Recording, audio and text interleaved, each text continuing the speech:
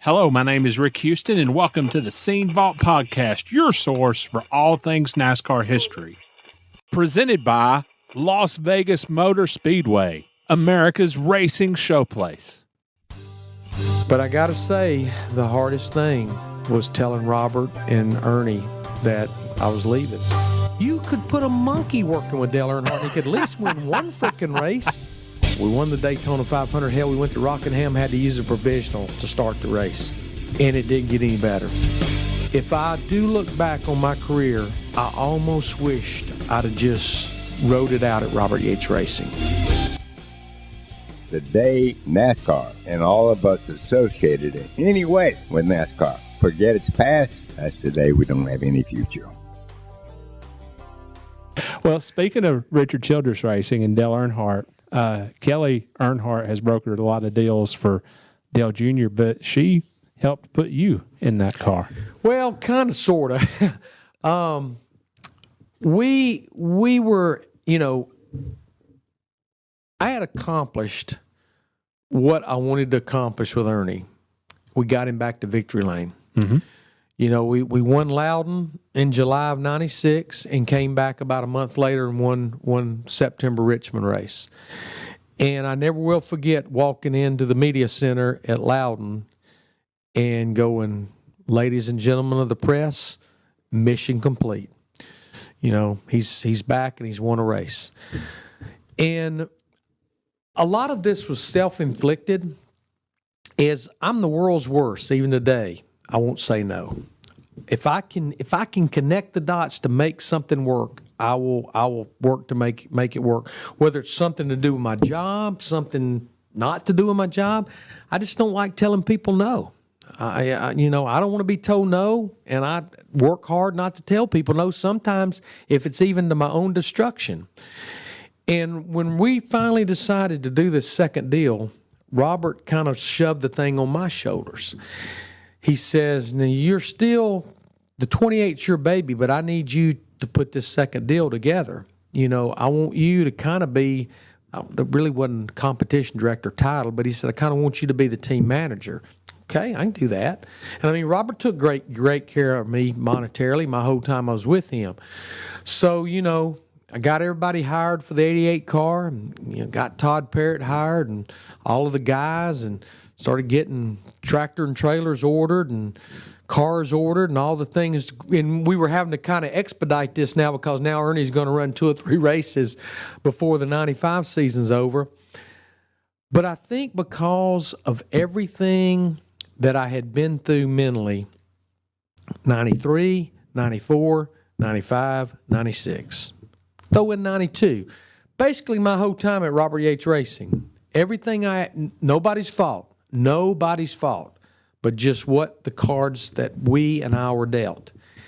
And then I think to take on the task of putting that second deal together and work night and day, worked half days on Thanksgiving, all day Christmas Eve, all day New Year's Eve. I think we did at least take Christmas Day off.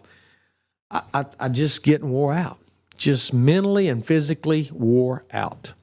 Got to where when I woke up, I didn't want to hit the floor and drive down to Dwell Street. Just wore out. Yeah. Mainly mentally. And I guess about the time that I'm thinking about this, we're at Rockingham in the fall of '95. Saturday afternoon, final practice is over, and they're closing the garage. 95 or 96? Into 96. Okay, all right. Into 96. So they're closing the garage, and, we'd had a great season. 88 had won 4 races, won the Daytona 500, won the Brickyard, won the Busch Clash, the first race it hit the racetrack. We'd won a couple of races with the 28. The 88 been in the championship hunt, and we'd finished inside the top 10. Unbelievable year. Just wore out. And we were at Rockingham, and the garage was closed, and they always had to come run the 28 group out. I was always the last one to leave, just do one more thing. Yeah. And Gary Nelson came over, and he personally, which he was used to with us, pulled the door down and said, "The garage is closed, guys." And him and I were kind of walking out together, and he says, what are you going to do next year? And I went, I don't know, Gary. Why do you ask? He said, I don't need to get involved in this. He said, I'm the series director. I said, well, you asked that for a reason. He said, I just know there's a group in here really wants to get you to come be the crew chief. I said, well, who? He said, I can't get involved. I said, come on, Gary. Don't. You done started. You started it. I didn't. Yeah. All you were doing was running me out of the garage. Yeah.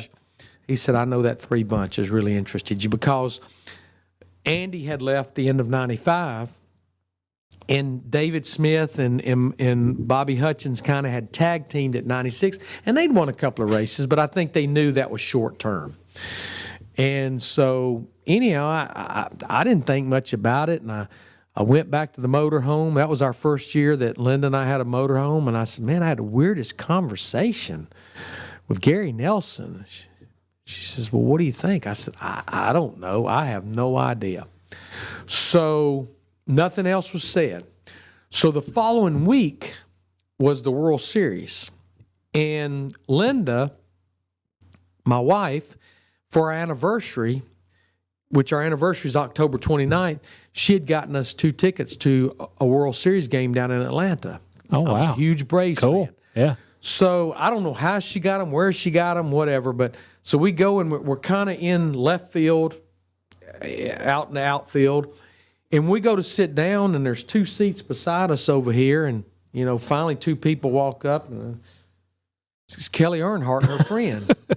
This is weird. Yeah. So anyhow, we spoke and talked a little bit. I didn't know Kelly that well. I mean, hello, just speak and how you doing in this cool World Series game.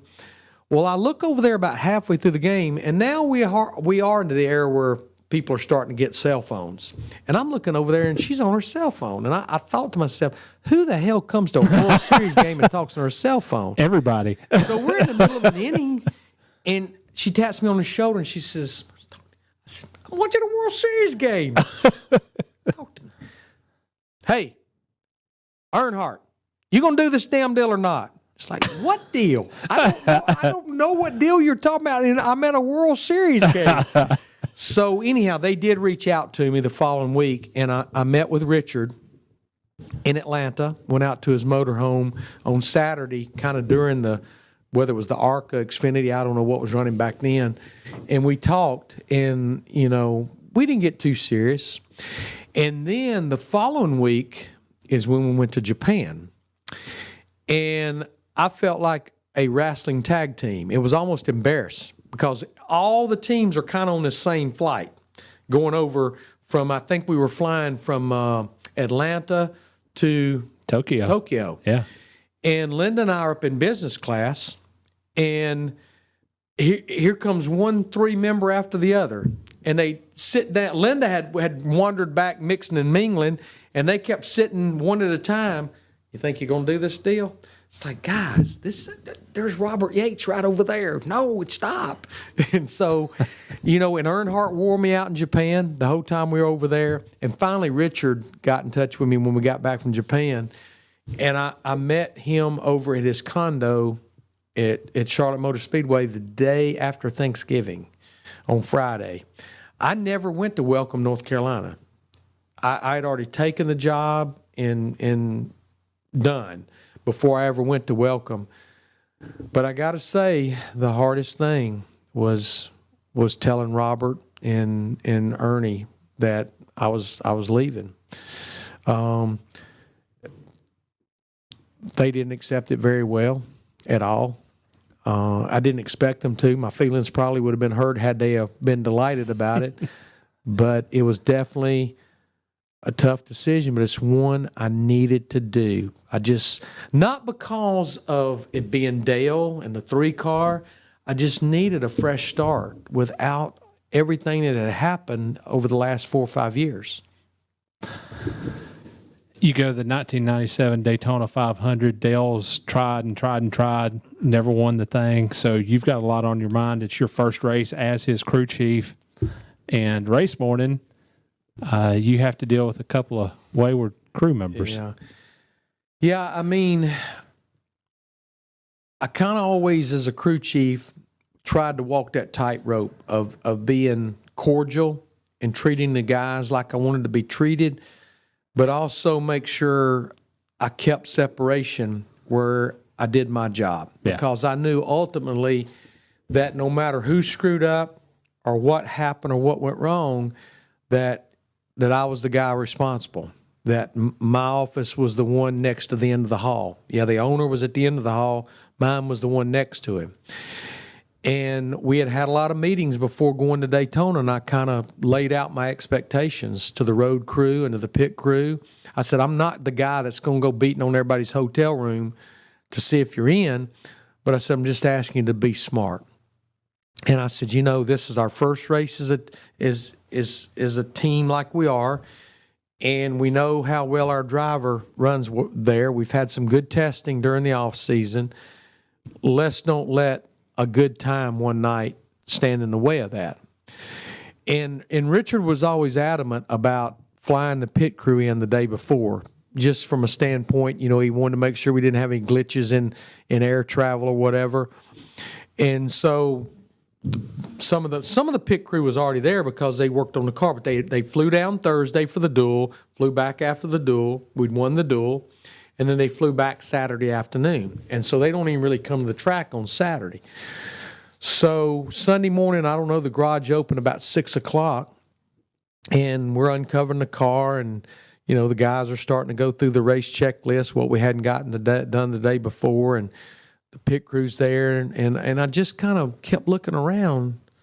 And finally I asked, I think Jerry Haley, one of our pit crew guys, I said, I can't even remember one of the guys' names, but one of them was Gene Dehart, our tire changer. So where's Gene and so-and-so? And he had this look on his face like the cat that swallowed a canary. I said, no, where are they at? He just went, I said, are they not here? He said, Larry, we called and we beat and banged on their door, and we finally had to leave because we were running late. So I said, they're not even here. He said, no. I said, you have no idea where they're at. He said, we don't. He said, we beat on their door. We called their room. We have no idea where they're at. So, okay, let me figure out how to deal with this now and start taking care of some stuff I needed to take with the car. And sure enough, here they come about an hour and a half late. And walking in like nothing was wrong. And that pissed me off as much as anything. If you're going to do this, at least be a little bit humble. Yeah. And what you guys up to? Well, we overslept. Our alarm didn't go off. I said, so you didn't hear the beating on the door. You didn't hear the phone ringing. And Rick, they just wrecked with alcohol. I mean, I could smell them 10 feet away. And I said, you two need to go up in the lounge and don't do nothing. Just go up there and sit down. Well, we need to start. I said, no, don't worry about the pits. Go up there in the lounge and sit down. So I handled a few other things, and I went over to Richard's motorhome, and Steve Ramey that drove us, I said, do you think Richard's up? He said, yeah, he's up. He said he actually stayed over at Spruce Creek, and he just got here a little bit ago. I think he's up in there having breakfast. So I knocked on the door, went up in there, and he said, I didn't even say nothing. He says, what's the matter? I said, I got a bad situation, Richard. And I told him. He says, well, what do you want to do? I said, they're not going to change. They're not going to pit the car today. And he says, Larry, what are you going to do? I said, we know we've got backups. And I said, Richard, if I don't drop this hammer now, this is training puppies from my standpoint. I said, because you and I both know I was not welcomed with complete open arms from everybody. There was a lot of them that did, but there was a lot of them that didn't. And I said, if I let this go, I'll have no control. And he says, okay, I stand behind you. But he said, I just want you to double, triple think this out of what you're doing here. And this isn't Pocono in July. This is the Daytona 500. And knowing we had a car that could win a race. But we used our two backups, and Rick, we had the most up and down day on pit road that you could ever have. We'd have one good stop and two bad stops. And Dale never said a word. And he'd work his way back to the frickin' front. And thank God, with about 20, 25 laps to go, we didn't have to make any more pit stops, and he'd found his way to the front. And with about 20 to go, I looked at Richard, and I says, what do you think? He went, been here way too many times. Caution. With about 11 to go, I knew what he was talking about. We were barrel rolling down the back straightaway. You know, the car had picked up. I think he had like caved one of the fenders in a little bit, and the car in clean air just didn't drive very good. It pushed, and it picked up a push up off turn 2, and Gordon got into our left rear. Almost the same thing that happened with Darrell. With Davey at Pocono, got in that left rear, and the thing just started barrel rolling, not to the extent that Davies did. And it wasn't funny. I look back now, and it was comical. It was hilarious, because I'm watching the monitor, and I see this car barrel roll down the back straightaway. Yeah. And I see Dale get out. And so I start walking down pit road. You know, you had to walk all the way down to the entrance before you turn in the garage area to go over there to the infield care center, which I knew he was okay. I saw him walk to the ambulance. I saw him walk around the car, and I saw him walk to the ambulance. But just about the time, because we were pitting almost at the opposite far end. About the time I got about to turn in the garage, I saw something black go by, and I went, no, it couldn't be. Well, yeah, it could. And I looked down pit road, and there the 3 cars sat in the pits. And there's nobody there. We all have left the pit. So we sprinted back down there and duct taped and bell wired and rip sheet whatever metal. we could do, shoelaces, whatever it took, because we just wanted to finish this race. And we finished it. And the one thing that was cool about finishing that race, 97 was a very trying year because we didn't win a race. But one thing I'm very proud of, I think we did end up finishing 4th or 5th in the points. We had no DNFs that year. We finished every single race that year. And I always was a big stickler, and I know Richard Childress was too, about finishing races. Larry, I don't want to take advantage of you. I'm good. Are you? Mm-hmm. Okay. All right. Cool. Yeah, I'm good. You mentioned the fact that you went winless in 1997. Being Dale Earnhardt's crew chief, of all people, that came with a lot of expectations. And I would say that those expectations weighed pretty heavy the longer you went in the 97 season. You know, the expectations on no one's part was any greater than my own. Right. You know, I left Robert Yates Racing, where I had won a ton of races with 3 different drivers. And I'm thinking, if I can take what I know to probably what we all look at as the greatest race car driver ever to grip a steering wheel, holy smoly. This will be a snowball going down a hill. They'll never stop. It won't be a matter if we can get his 8th championship. It'll be a matter how many more we can get. His expectations were high. We all had them. And, you know, there's a lot said about Dale and I didn't get along, and that's probably way away from the truth. We actually got along quite well, but we just couldn't connect with this race car. And I think our personalities were so different. As you probably know, observing me for all these years, I'm a little bit high-strung and up on the chip. And you know Dale, he's laid back when he was in the middle of 8 wide.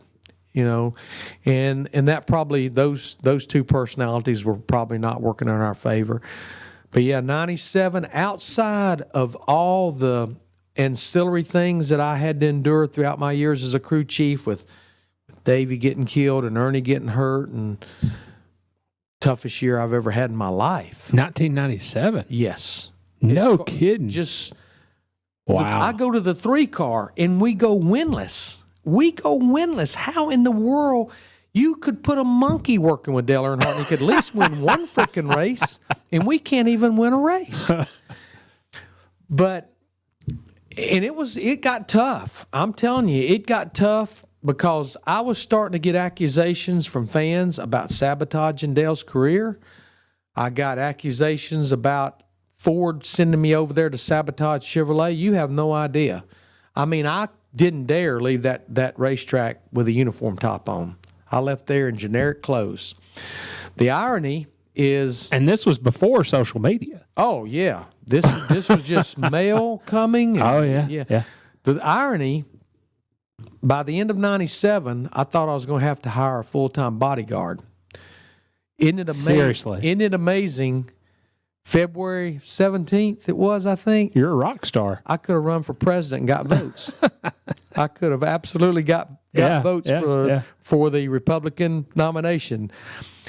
But I do want to, because I want to make sure and tie this in. So, finally, we just running horrible.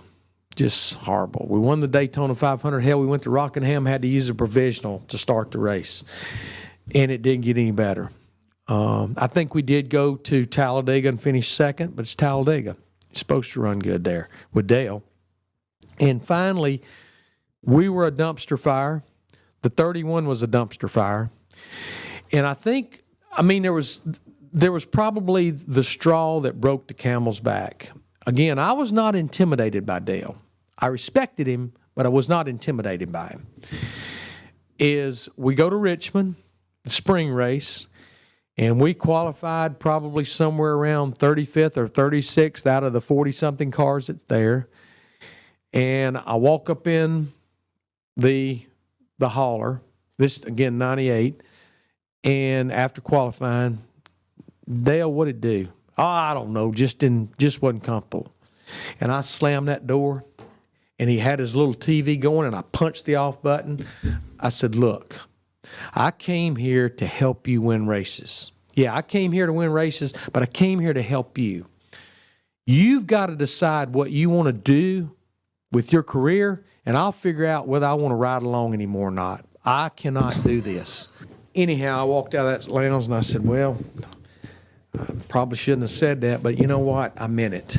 I just working my guts out, driving myself nuts, kicking my dog when I go home, screaming at my wife. And I wanted to, he's got to figure it out. So Saturday night, the race, the 31 and the 3 battled their guts out all night long for about 19th or 20th, side by side. And so we stayed in Richmond in the motorhome, had Linda and the kids with me on Saturday night. And Sunday morning, we just had left the racetrack, and Richard called. He said, what are you doing? I said, just leaving the racetrack. He said, what time you think you might be down near the shop area? And I told him, I don't know, 3 hours. He said, can you come here? He said, I know Linda and the kids with you, but he said, I'll give you a car to drive home. They can just drop you off. And I said, yeah. I was driving there, expected to get fired. No other thought on my mind. I know who's going to come out on the short end this time. It's not going to be Dale. Yeah. So I get there. Dale's not there, but Kevin Hamlin and Mike Skinner's there. It's like, this is going to be a weird meeting. What is this? So we go in Richard's office, and he didn't beat around the bush. He said, guys, I've been thinking about it for a few weeks. He said, last night pretty much gave me my answer. He said, I'm gonna make some changes. And he says, I've got 2 good race car drivers. I know Dale Earnhardt can drive a race car, and Mike, I know you can drive a race car. He said, I know I got 2 damn good crew chiefs. No doubt in my mind. Kevin, you're smart, you work hard. Larry, you've won races. He said, I just think I got my guys mixed wrong.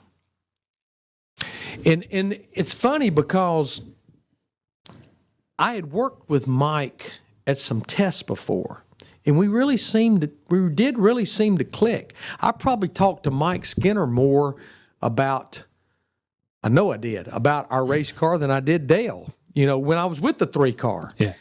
And, I didn't really know what to say. In my heart, I knew this was probably the thing that needed to happen. And I told Richard, I need to go home and think about it. And he says, well, I respect that. But he said, I just want you to know this is not an option. This is what I'm going to do. And you have to decide if you're okay with it. He said, I'm not asking you, will you take the 31? I'm telling you, I'm swapping my 2 crew chiefs. And I mean, he was cordial about it. So I drove home and talked to Linda about it. And I said, I don't know if I want to do that. I didn't leave. Nothing against Mike. Right. Yeah. Nothing against the Yeah. 31. Yeah. I didn't leave Robert Yates Racing to go to work for the Lowe's 31's car with Mike Skinner. It's just not what I did. I left to go to work with Dale Earnhardt in that 3 car. And my wife's the one that got me straight. She says, what happens if you go over there and make Mike Skinner a winner? Help make him a winner. How is winning a race or 2 or whatever with Dale going to mean more, or winning a race or 2 with Mike Skinner, who's never won a Cup race before? She said, I'm not telling you. And my wife, we've been married over 36 years, and she has never told me the words "you need to" has never come out of her mouth. She's there as a sounding board as I was using her that night. But you know what? I went to bed and I said, you know what? Damn, I'm going to do this. I'm gonna live with it. And there was no question. Both teams, boom, better right out of the box. We went to Loudon a couple, 3 weeks after the swap, and probably could have won the race with Mike. I think we ended up finishing 3rd or 4th. And even though, and that's a little bit of a void, you know, I worked from the spring of 98 until my final race in 2000 with Mike, and never won a race. Won Motegi, which was actually pretty darn cool. I would have never believed that would have been my last trip to Victory Lane, but it was very cool, something that I'll always treasure, going over there and winning the last race in Japan. Probably a race that haunts me even today is Atlanta, the spring of 2000. We had led that thing. I think we ended up leading 200-something laps that day with Mike. And caution came out fairly late. I want to say 25, 30 laps to go. Everybody pitted. We won the battle off pit road. And when we went back racing, and I'll just use hypothetical numbers to give you the point of the story, they went back racing, and we were running probably 2940s, and the cars behind us was running 2980s and 90s, just driving away. Wow. And with about 13, 14 laps to go, that motor blew up from turn 4 to turn 2, just scattered. And that one still haunts me today. That one haunts me, and the 94 Brickyard with Ernie, where we cut the tire down with a handful of laps to go. You always remember the ones you won, but I'm telling you, there's things about ones that you didn't win that still haunt you. But I don't live in any regrets. I'll treasure the time that I got to work for Richard Childress. I'll treasure being able to say that I was Dale Earnhardt's crew chief, and that the only time that man ever won the Daytona 500 that I was his crew chief. I don't think that makes me anything special. It's like I tell people all the time. People today say, you're the man. You're the man got him that 500. No. I just happened to be that guy that was in place when he didn't blow up, didn't have the flat tire in the last corner of the last lap, didn't run out of gas, didn't hit a seagull in the back stretch. I just happened to be that guy when everything fell in place. But it is flattering to know that. But I don't live in any regretful world. But if I do look back on my career today, I almost wished I'd have just rode it out at Robert Yates Racing. I think a lot of things would have been different. I don't know if I'd ever seen the Fox broadcast booth. No kidding. I don't know if where Robert Yates Racing would be. You know, they finally gave it up in 2004, 2005, which was a long time after. Yeah. But I don't have any regrets. Richard Childress was one of the great guy to work for, and to know I worked with Dale and worked with Mike. But if I look back, and if I'm not saying if I had a do-over, right? Yeah, but that might be one thing I just would have evaluated a little harder and a little longer, and said, you know, I just need a breather. Let's get through the off season, and let's pick up and try this again. That is a perfect lead in to my next question. You told me a great story about you and Dale waiting on your daughters together and kind of coming to terms about your time together. Share that if you would. Yeah, it's one of those things that didn't make me feel any better about what I had went through with Dale for basically, call it a year and a half. It gave me understanding. During that year and a third year and a half that I worked with Dale, if I had a dollar bill for every time he described the race car as just not comfortable, I'd be a rich man. It wasn't that it's loose in, tight off, tight in the middle, loose off, not comfortable. And I never could figure out, what does that mean?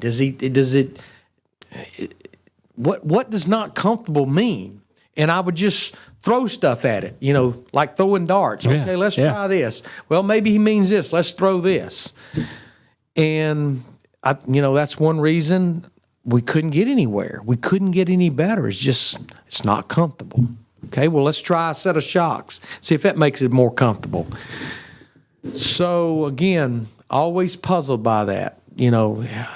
Leave Robert Yates Racing and go over there with the greatest race car driver and can't even win a race. Finally won the 500, but couldn't win a race at a non-Daytona or Talladega. Really never even came close. So Dale had the surgery finally that I think Dr. Branch and Teresa, The back. and Richard, where he got hurt at Talladega, finally had that surgery during the off season between 99 and 2000.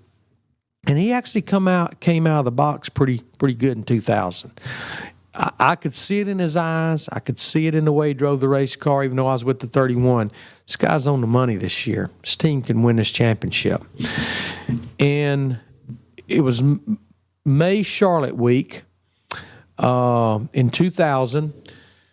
Racetrack had closed early, and both of our girls went to school together, Taylor and Brooke. They went to Cannon. And they were in the same grade, and they had been on like a 3 or 4 day field trip. And Linda had asked me when I left the racetrack, she said, Brooke, they're supposed to be back at the school the X time. What time are you leaving the racetrack? I said, that'll be perfect. I said, I'll leave the racetrack and should be there 15, 20 minutes before she gets back. Well, lo and behold, Linda calls me and says, well, the bus is about 2 hours late. It's like, well, I'm not driving all the way back to Mooresville and then turn around and go back. Yeah. I'll just sit here. Might even take me a nap. Well, I'm sitting there and I looked across. There's Dale sitting there. Yeah. And he had we almost noticed each other simultaneously. He went. So I got out, went over and sat in his truck, and we just small talk. He asked me about the race car. We had actually qualified pretty good with Mike. I think we'd qualified inside the top 5. And I think Dale had another one of his barely top 20 qualifying performances. But he finally said, I want to share something with you, Larry. And I said, what is that, Dale?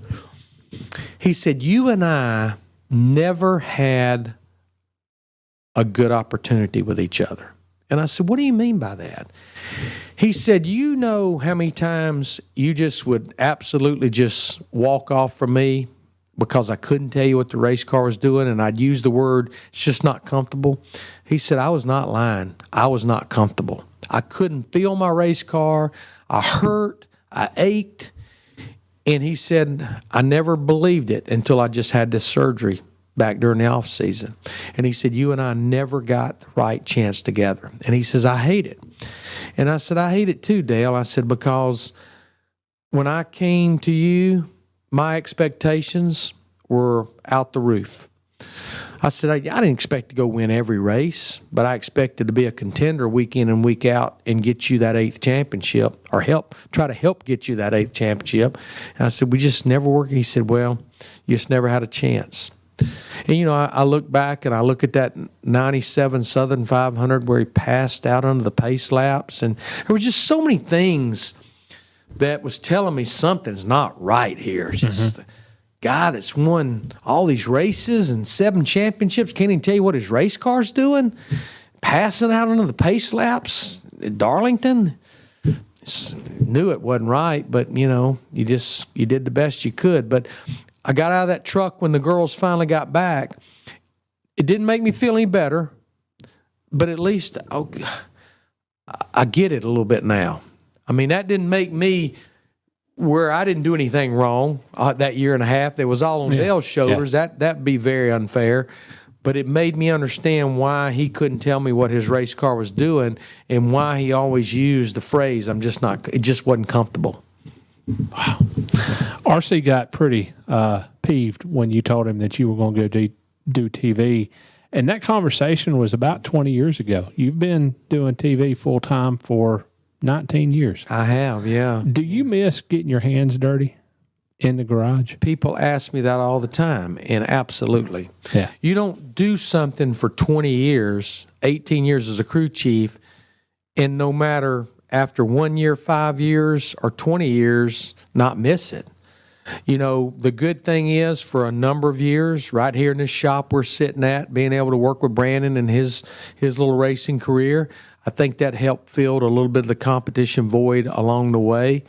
But, yeah, I still miss it today. Probably the biggest thing I miss, Rick, and I have not said this a lot because I want to be careful how I say it, but it's the gospel. As a crew chief for 18 years, I never needed anybody to say that's good or that's bad. You had measuring sticks every single lap you made. Mm-hmm. You had a stopwatch. You had qualifying results. You had practice results. You had race results. End of the year, you had points results. You didn't need the owner or the driver or a sponsor to say, man, you're doing good. Man, you're doing bad. I didn't care if they thought we were doing good or bad or not. We've got the measuring stick right here. Yeah. I guess now, after doing the TV for 20 years, it's still puzzling sometimes. Was that good or was that bad? You don't have that measuring stick. Yeah. And I always felt secure as a crew chief as long as I did my job and performed. In this business, you're only secure as long as somebody believes you're still doing good. If a TV executive decides he wants to twist a knob a half a turn or pull a lever a different direction and try somebody different, it doesn't matter what you've done. You're at the mercy. And I mean, I still love it. I love every single day of what I do, but it's still one of the, even after doing it for 20 years, one of the frustrating things about this industry because of where I came from is I had measuring sticks every day. Mm-hmm. Didn't need anybody to tell me nothing. And that as long as you worked hard and performed and won races and did what you were supposed to do, you knew that you were secure. And that's not the way it is in the TV broadcast industry. Cool. Anything else? You didn't tell the Captain Jack story. Have I told you that? Well, yeah, you told me that for the Dale versus Daytona book. Yeah. Yeah. It was about a career-ending moment. We were about 5 seconds away from a career-ending moment in NASCAR. When I went to work for RCR, and Richard and I had conversations along the way about the program over there. He said, one thing I need to tell you is Bill France Jr., him and Dale are tight, which I knew that. He said, Bill actually has a radio, and periodically, he said, I'm talking very unfrequent, not very often. He will talk to Dale on the radio. It'll be under caution, it'll never interfere with anything you're doing. Yeah. But they just have that relationship. Okay, whatever, no big deal. I never heard Captain Jack in 1997 when we didn't have a lot to talk about. So we get to 1998, and I totally forgot about it.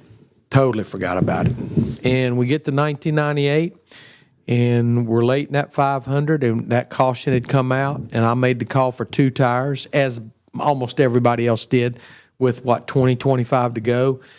We won the race off pit road. We're waiting on the 1 to go. They give the 1 to go, and they're realigning, and all of a sudden I heard this voice. Hey, Sunday Money, this is Captain Jack. Who in the hell is this? Who in the hell is Captain Jack? It hadn't registered because this had been over a year. Well, you'd had your radio stolen in the 92. Yeah, okay, yeah. Yeah, okay. So, but it's like, I don't know who Captain Jack is, but this man's fixing to get the cussing of his life. And I looked, and Richard going, he's pointing to the NASCAR tower. I went, oh, Captain Jack, okay. And all he said was, hey, Sunday Money, this is Captain Jack. Don't you think it's time? They always use fishing lingo. Don't you think it's time for you to go snag the big one? And that was it. He said, I'm going to do all I can, Captain Jack. And that was it. Your radio transmissions weren't recorded, were they?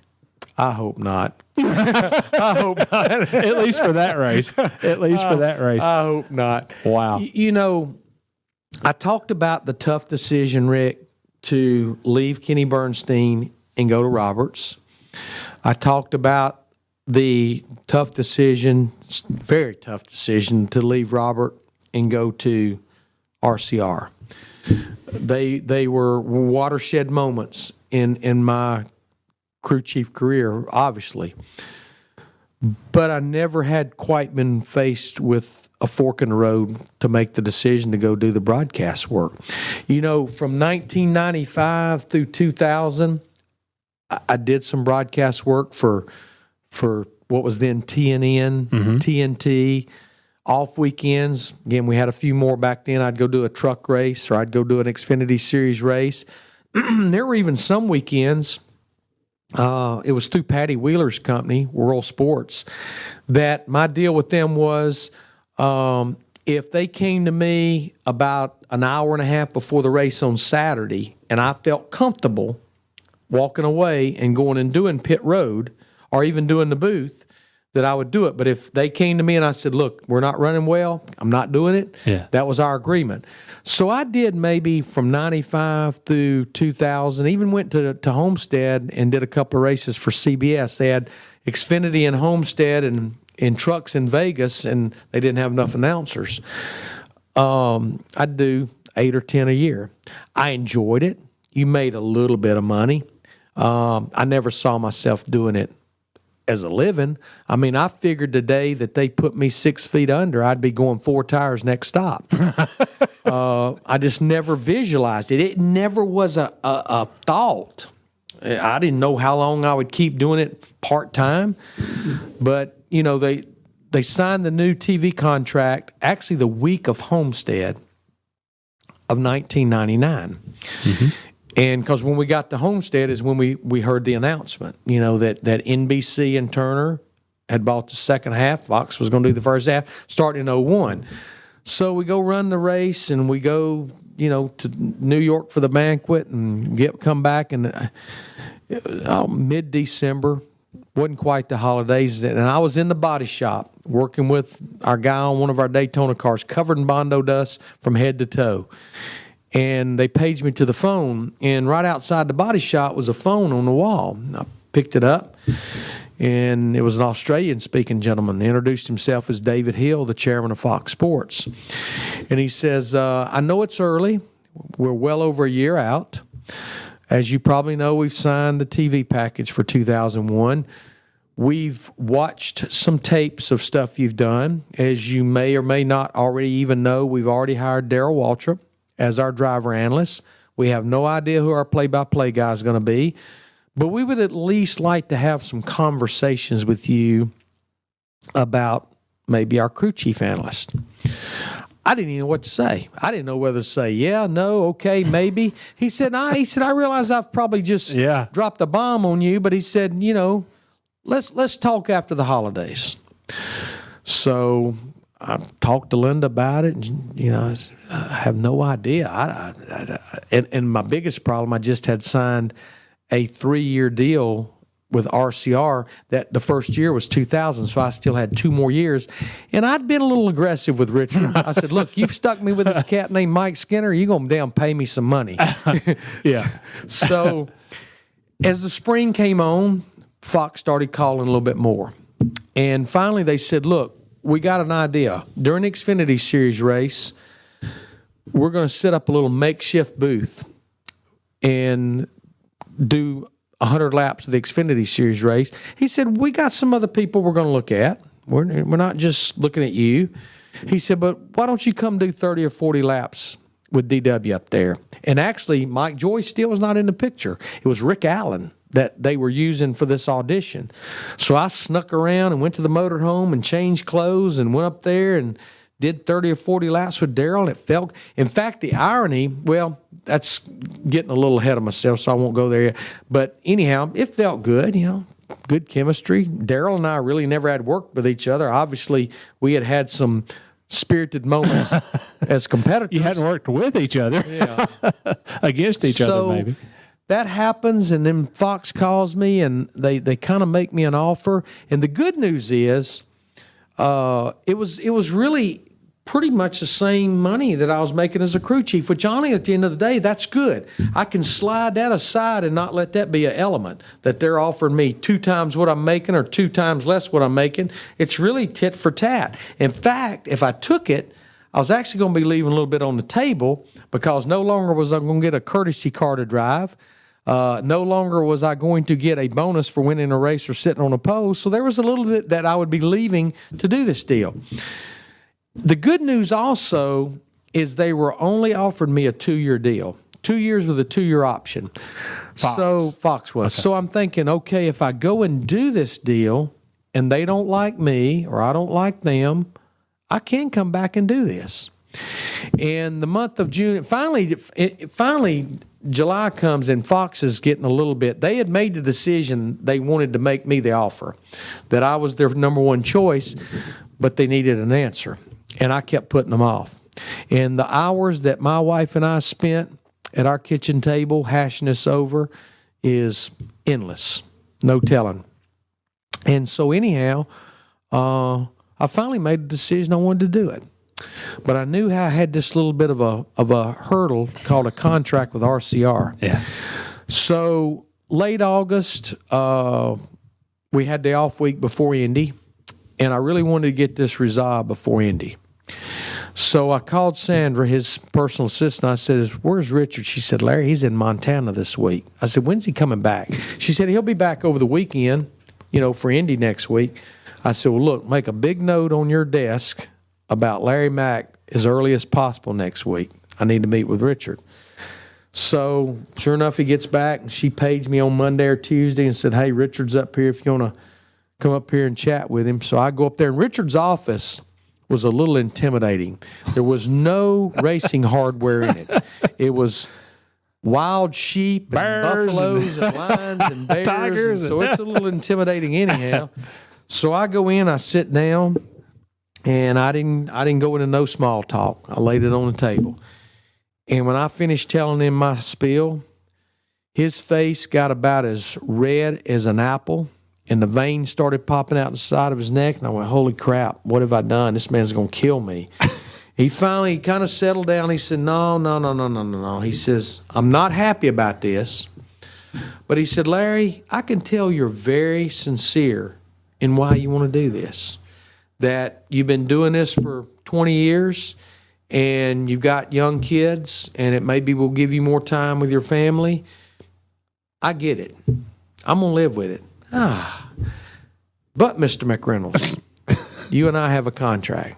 Oh boy, and Fox had already told everybody, when you come to us, you come clean. Yeah, we're not buying nobody out of no contracts or negotiating. You come to us, you better be squeaky clean.